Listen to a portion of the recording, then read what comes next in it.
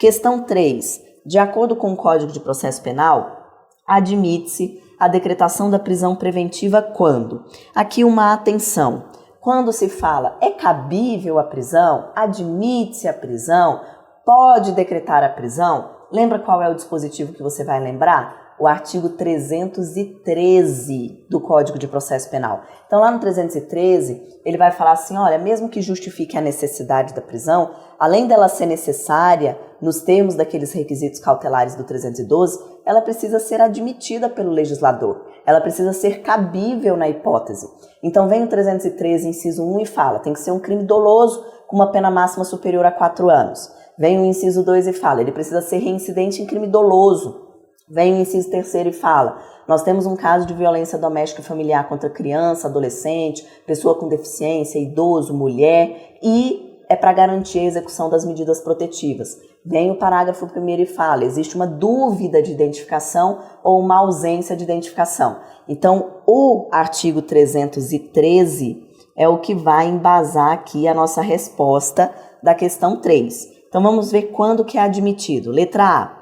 Nos casos de contravenção penal praticada no âmbito da violência doméstica, cuidado, porque aqui o STJ já decidiu que não é possível na contravenção penal. Por quê? Porque o artigo 313, ele sempre fala crime. Então, foi uma opção do legislador. Lá no inciso 3º, quando fala da violência doméstica, quando fala para garantir a execução das medidas protetivas, o inciso 3º utiliza a palavra crime. E crime é diferente de contravenção penal. Então tem um julgado interessante do STJ que saiu em informativo, que ele deixa muito claro que, se for uma contravenção penal, não dá para decretar a prisão preventiva. Se tiver crime envolvido, ok. Mas se for só a contravenção penal, não tem como. Letra B de bola. Se o juiz, ao analisar as provas, verificar que o agente praticou o fato amparado por uma excludente de ilicitude, é admitida a prisão nessa hipótese? Não. Aqui nós temos o artigo 314 do CPP. É exatamente o contrário. São as chamadas circunstâncias impeditivas da prisão preventiva.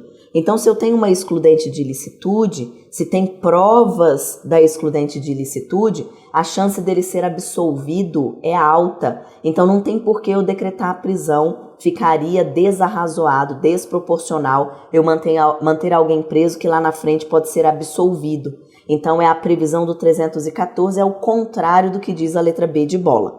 Letra C. Admite-se a decretação da prisão preventiva quando há dúvida acerca da identidade civil da pessoa? Sim, exatamente o previsto no 313, parágrafo 1º do Código de Processo Penal.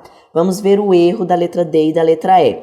Letra D. Como decorrência imediata de investigação criminal ou da apresentação ou recebimento de denúncia. Então, pode decretar uma prisão simplesmente porque alguém está sendo investigado, simplesmente porque alguém está sendo processado.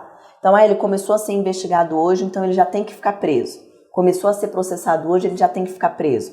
Não, lembra da presunção de inocência, lembra que a prisão é exceção. A regra é ele ficar solto. Então, não é porque ele está sendo investigado que tem que ficar preso. Para decretar a prisão, exige-se requisitos próprios. A mesma coisa na fase do processo. Então, nós temos uma previsão no 313, parágrafo 2º, que ele diz expressamente: não há prisão preventiva como decorrência imediata, automática do inquérito policial. Não há prisão preventiva como decorrência imediata, como decorrência automática, só porque alguém está sendo processado. Isso não existe. Tá bom? Então, aqui errada, você vai dar uma lida no 313, parágrafo 2º do Código de Processo Penal. E letra E, nos casos de crimes culposos punidos com pena privativa de liberdade máxima superior a 4 anos. Lembra que no artigo 313 tem o inciso 1, o inciso 2, o inciso 3º e o parágrafo 1º. O parágrafo 1º é exatamente a nossa letra C que nós assinalamos. Quando a gente olha o inciso 1º, ele fala crime doloso punido com pena privativa de liberdade máxima superior a 4 anos. Por isso que muito se fala que é difícil ou quase impossível decretar uma prisão em crime culposo, porque é mais difícil da gente encaixar numa hipótese. Se é um crime culposo por si só, não cabe a prisão. A gente vai ter que ir para a folha de antecedentes dele, para ver se ele é reincidente doloso, ou se tem outras circunstâncias ali que determinem a prisão. Mas só o fato de ser um crime culposo não dá, porque no inciso 1º tem que ser crime doloso com pena privativa de liberdade máxima superior a 4 anos. Então, questão 3, letra C.